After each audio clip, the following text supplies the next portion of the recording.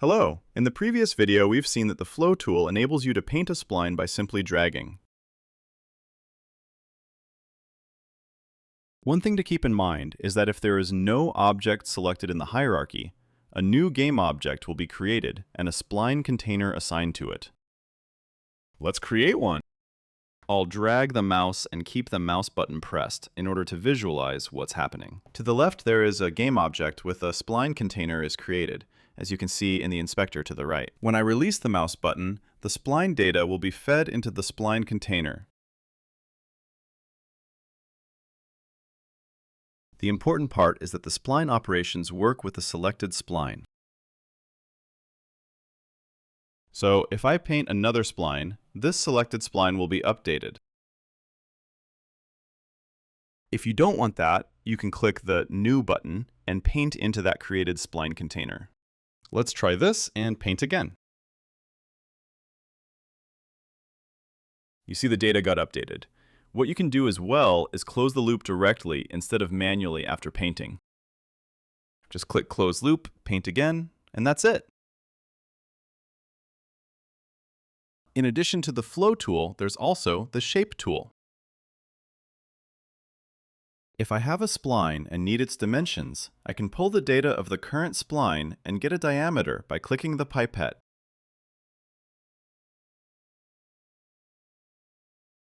This spline shape has 48 meters. If I click the Apply button, a circle will be created. Other options are available, like the rectangle and landscape. You can create a spline in the shape of a landscape. A random one. Let's get the diameter again and click Random. You can click over and over and it will always create a new seed with a new shape. Let's put this into practice by creating a new scene, an outdoor scene.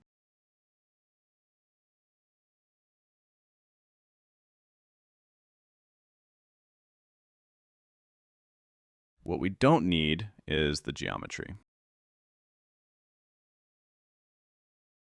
I'd like to create a landscape with my favorite terrain tool, MicroVerse. Let's create the terrain.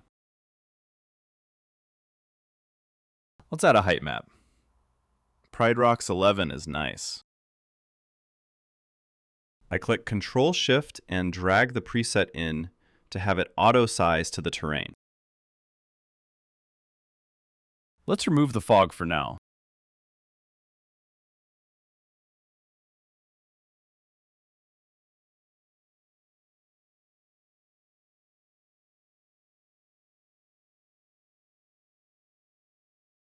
What we need now is a terrain texture. I've installed Landscape Ground Pack 3 from Nature Manufacture. Really great asset. I just pick Highlands 4 and have the terrain textured instantly. So let's try again what we've seen previously. Let's take Biome and a forest.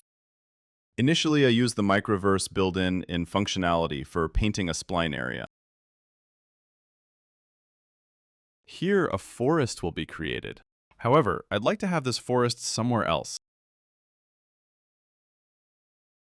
What I can do now is to simply use the Move tool and drag the forest somewhere else. That's it. Let me adjust the fall off a bit to not have the edges so harsh.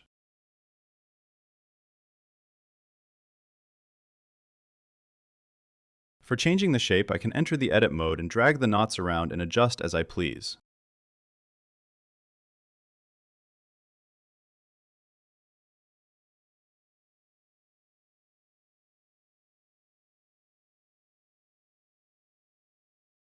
A new and quicker way now is to use the Shape tool. Select Landscape and get the size as before. Then the landscape can be randomized. What I can do as well is, of course, to paint the area.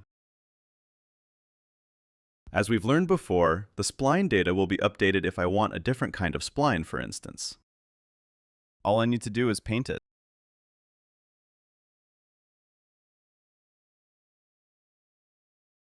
What's nice about this is you can just duplicate the spline and paint it somewhere else.